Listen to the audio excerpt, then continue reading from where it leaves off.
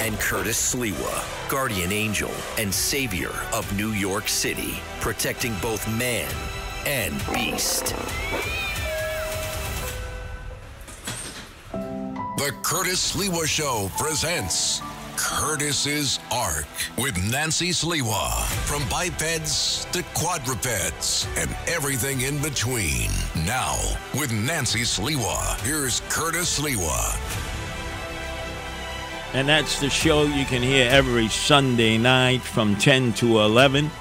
If you haven't heard it before, you can get it on the podcasting at wabcradio.com, and it's become so popular.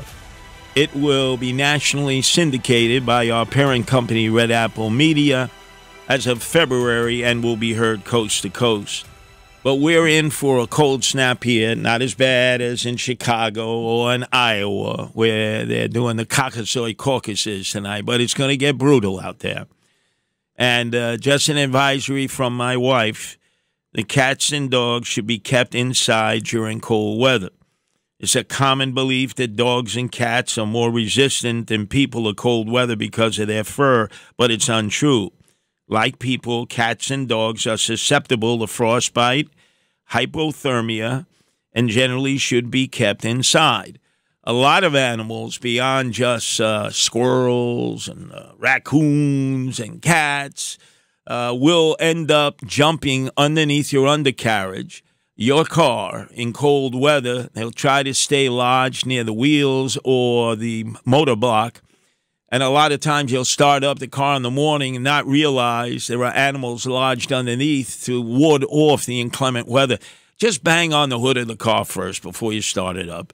That will awake any animals who are seeking sanctuary from the inclement weather underneath the hood of your car. You really should do that. It'll take you all of a few seconds. And if they're there, they'll go scurrying out.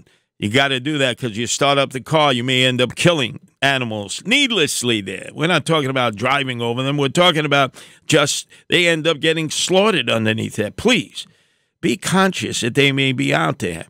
And the other thing, if possible, open a garage door, basement door, put out a box, a shelter, hand warmers that you can put in the box that cats and other animals can use. It works. In fact, if you go to guardianangels.org, you hit the tab Animal Welfare. That's what my wife manages. She makes these houses for feral cats, outdoor cats. They're plastic. The cardboard ones, they're okay temporarily for maybe a day, but that's it. And even if you line them with plastic bags on the outside, they will deteriorate quickly. The plastic boxes with the holes so that the cats can go in and out with a nice little blanket on the bottom. That'll keep them warm because their own body heat will keep them warm. And just on that note, shelters around the country are beginning to blast dog owners who are bringing their dogs in, sacrificing their dogs to shelter because they're claiming, hey, we don't have time for it anymore. I can't have it where I live. The excuses for the surrendering of dogs in shelters across America is reaching an astronomical level.